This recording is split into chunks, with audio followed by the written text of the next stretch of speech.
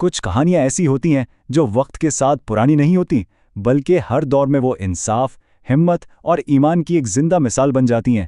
آج ہم ایک ایسی ہی غیر معمولی داستان کی بات کریں گے، بادشاہ، نبی اور مہاجرین کی۔ سوچنے کی بات ہے کہ ایک عیسائی بادشاہ نے اسلام کے بالکل ابتدائی دور کے مسلمانوں کو ظلم سے کیسے بچایا۔ یہ وہ وقت تھا جب ایک نیا عقیدہ شدید مخالفت کا سامنا کر رہا تھا، اور اس کے ماننے والوں کو پناہ ملی تو کہاں؟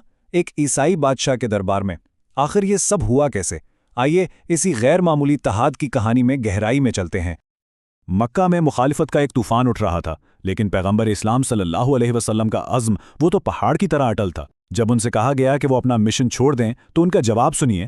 انہوں نے فرمایا، خدا کی قسم، اگر یہ لوگ میرے دائیں ہاتھ پر سورج اور بائیں ہاتھ پر چاند بھی رکھ دیں تب بھی میں یہ کام نہیں چھوڑوں گا۔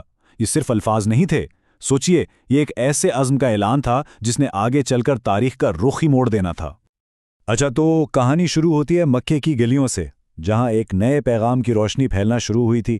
لیکن آپ جانتے ہیں، ہر روشنی کے ساتھ سایہ بھی ہوتا ہے، اور یہاں یہ سایہ ظلم اور مخالفت کی شکل میں گہرا ہوتا جا رہا تھا۔ دیکھیں، جیسے جیسے پیغمبر اسلام صلی اللہ علیہ وسلم کا توحید کا پیغام لوگوں کے دلوں میں گھر کر رہا تھا، ویسے ویسے مکہ کے جو طاقتور سردار تھے نا، ان کی بے چینی بڑھتی جا رہی تھی۔ انہیں صاف نظر آ رہا تھا کہ ان کی سرداری، ان کا اثر و رسوخ، ان کا پورا پرانا نظام سب خطرے میں ہے، اور بس اسی خوف نے انہیں اس نئی آواز کو ہر قیمت پر کچلنے پر اکسا دیا۔ اور اس ظلم کا نشانہ سب سے پہلے کون بنے؟ وہ لوگ جن کے پیچھے کوئی طاقتور قبیلہ نہیں تھا، جو کمزور تھے۔ اس کی سب سے بڑی مثال حضرت بلال رضی اللہ عنہ کی ہے۔ ان کا مالک امیہ بن خلف کیا کرتا تھا؟ وہ انہیں صحرا کی تپتی ریت پر لٹاتا، سینے پر ایک بھاری پتھر رکھ دیتا، لیکن ان کی زبان سے پھر بھی ایک ہی آواز نکلتی تھی، احد احد، یعنی اللہ ایک ہے، ایک ہے۔ یہ ایمان کی وہ طاقت تھی جسے کوئی تشدد، کوئی ظلم توڑ نہیں پایا۔ اب حالات یہاں تک پہنچ گئے کہ مکہ کی سرزمین اپنے ہی لوگوں کے لیے تنگ پڑ گئی۔ ایسے میں ایک بہت ہی مشکل فیصلہ لیا گیا۔ فیصلہ تھا ہجرت کا۔ سوچئے، اپنا گھر، اپنی جڑیں، سب کچھ چھوڑ کر ایک بالکل انجان منزل کی طرف نکل پڑنا، اور کیوں؟ صرف ایک امید پر کہ کہیں انصاف ملے گا۔ لیکن سوال تو یہ تھا کہ جائیں تو جائیں کہاں؟ ایسے میں پیغمبر اسلام صلی اللہ علیہ وسلم نے ایک ایسی سرزمین کی طرف اشارہ کیا جہاں ایک عیسائی بادشاہ حکومت کرتا تھا، جس کا نام تھا نجاشی۔ ان کے بارے میں یہ بات مشہور تھی کہ وہ ایک بہت ہی منصف حکمران ہیں، اور ان کی سلطنت میں کسی پر ظلم نہیں ہوتا۔ تو ایک طرف مکہ کا ظلم اور بت پرستی کا ماحول، اور دوسری طرف حبشہ، جو امید اور حفاظت کی ایک کرن کی طرح نظر آ رہا تھا۔ تو یہ ہجرت بہت خاموشی سے شروع ہوئی۔ پہلے ایک چھوٹا سا قافلہ رات کے اندھیرے میں چپکے سے نکلا اور سمندر پار کر گیا۔ پھر جب مکہ میں یہ خبر پہنچی کہ وہ لوگ خیریت سے پہنچ گئے ہیں، تو ایک اور بڑے گروہ نے ہمت کی اور وہ بھی نکل پڑے۔ ہر قدم پر پکڑے جانے کا خطرہ تھا، لیکن ایک محفوظ مستقبل کی امید ہر خوف پر غالب تھی۔ لیکن مکہ کے سردار اتنی آسانی سے ہار ماننے والے تھوڑی تھے۔ جب انہیں اس ہجرت کا پتہ چلا تو وہ غصے سے آگ بگولا ہو گئے۔ انہوں نے فوراً فیصلہ کیا کہ وہ ان باغیوں کو واپس لا کر رہیں گے، چاہے اس کے لیے انہیں کچھ بھی کرنا پڑے۔ اس کام کے لیے مکہ والوں نے اپنے دو سب سے چالاک اور ہوشیار آدمی چنے، عمرو بن العاص اور عبداللہ بن ربیعہ۔ اور وہ خالی ہاتھ نہیں گئے، بلکہ بادشاہ اور اس کے سارے درباریوں کے لیے بڑے قیمتی تحفے لے کر گئے۔ ان کا منصوبہ بالکل صاف تھا، پہلے تحفے دے کر درباریوں کو اپنی طرف کرو، پھر بادشاہ کے کان بھرو اور ان مہاجرین کو واپس گھسیٹ کر مکہ لے آؤ۔ تو شاہی دربار میں پہنچ کر ان سفیروں نے اپنی چال چلنا شروع کی۔ انہوں نے مسلمانوں کو ایک خطرناک گروہ بنا کر پیش کیا۔ کہا کہ یہ وہ لوگ ہیں جنہوں نے نہ صرف اپنے باپ دادا کا مذہب چھوڑ دیا ہے، بلکہ ایک ایسا نیا دین بنا لیا ہے جو خود بادشاہ کے عیسائی مذہب کے بھی خلاف ہے۔ یہ بہت سنگین اور خطرناک الزام تھا۔ اور ایک لمحے کے لیے تو ایسا لگا کہ ان کی یہ چال کامیاب ہو گئی ہے۔ بادشاہ کے وہ مشیر جنہوں نے مکہ والوں سے تحفے لیے تھے، وہ ان کی ہاں میں ہاں ملانے لگے۔ انہوں نے بادشاہ سے کہا کہ حضور، یہ ان کے اپنے ہی لوگ ہیں، بہتر یہی ہے کہ آپ انہیں ان کے حوالے کر دیں۔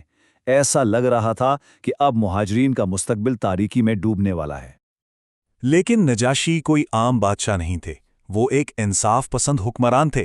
اپنے درباریوں کی یہ بات سن کر وہ غصے میں آ گئے اور انہوں نے صاف کہہ دیا، خدا کی قسم، میں ان لوگوں کو ہرگز حوالے نہیں کروں گا جنہوں نے میری پناہ لی ہے، جب تک کہ میں خود ان سے بات نہ کر لوں۔ انصاف کا ترازو ابھی جھکا نہیں تھا، کھیل ابھی باقی تھا۔ اور پھر وہ لمحہ آ ہی گیا جس پر سب کچھ ٹکا ہوا تھا۔ مہاجرین کو شاہی دربار میں بلایا گیا۔ ذرا منظر سوچئے، سامنے مکہ کے سفیر کھڑے ہیں، پیچھے سمندر ہے، اور ان کا پورا مستقبل ایک بادشاہ کے فیصلے پر منحصر ہے۔ اب انہیں اپنے ایمان کا، اپنے موقف کا دفاع خود کرنا تھا۔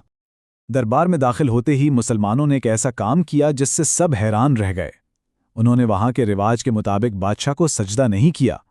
جب بادشاہ نے پوچھا کہ ایسا کیوں کیا تو ان کا جواب بہت سادہ اور پکا تھا، ہم صرف اللہ کو سجدہ کرتے ہیں۔ اس ایک بات نے ہی دربار کا سارا ماحول بدل کر رکھ دیا۔ اس نازک موقع پر مسلمانوں کی طرف سے بات کرنے کے لیے آگے آئے پیغمبر اسلام صلی اللہ علیہ وسلم کے چچازاد بھائی جعفر بن ابی طالب رضی اللہ عنہ۔ جب انہوں نے بولنا شروع کیا تو ان کی آواز پورے دربار میں گونجی اور ان کے پہلے ہی جملے نے سب کو خاموش کرا دیا۔ اے بادشاہ، ہم ایک ایسی قوم تھے جو جہالت اور بد اخلاقی میں ڈوبی ہوئی تھی۔ حضرت جعفر نے بادشاہ کے سامنے دو تصویریں رکھیں، ایک اسلام سے پہلے کی اور ایک اسلام کے بعد کی۔ انہوں نے بتایا کہ اسلام سے پہلے ان کی قوم بتوں کو پوجتی تھی، رشتے ناطے توڑتی تھی اور طاقتور کمزوروں کا حق مارتا تھا۔ پھر انہوں نے بتایا کہ ان کے نبی صلی اللہ علیہ وآلہ وسلم نے آ کر انہیں کیا سکھایا، صرف ایک خدا کی عبادت کرو، سچ بولو، امانت میں خیانت نہ کرو اور اچھے اخلاق اپناؤ۔ تو یہ صرف مذہب بدلنے کی بات نہیں تھی، یہ ایک پورے معاشرتی انقلاب کی کہانی تھی۔ حضرت جعفر کی باتوں میں جو سچائی اور خوبصورتی تھی، اس نے بادشاہ کے دل پر بہت گہرا اثر کیا۔ بادشاہ سمجھ گیا کہ یہ لوگ باغی نہیں ہیں، بلکہ یہ تو ایک ایسی قوم ہے جو اخلاقی طور پر خود کو بہتر بنا رہی ہے۔ اب وہ اس پیغام کی اصل روح کو سمجھنا چاہتا تھا، تو اس نے پوچھا، کیا تمہارے پاس اس کلام میں سے کچھ ہے تو تمہارے نبی پر نازل ہوا ہے؟ مجھے بھی سناؤ۔ اور یہی وہ لمحہ تھا جس نے سب کچھ بدل دینا تھا۔ حضرت جعفر نے جو انتخاب کیا وہ کمال کی ذہانت اور حکمت تھی۔ انہوں نے قرآن پاک سے سورہ مریم کی تلاوت شروع کی۔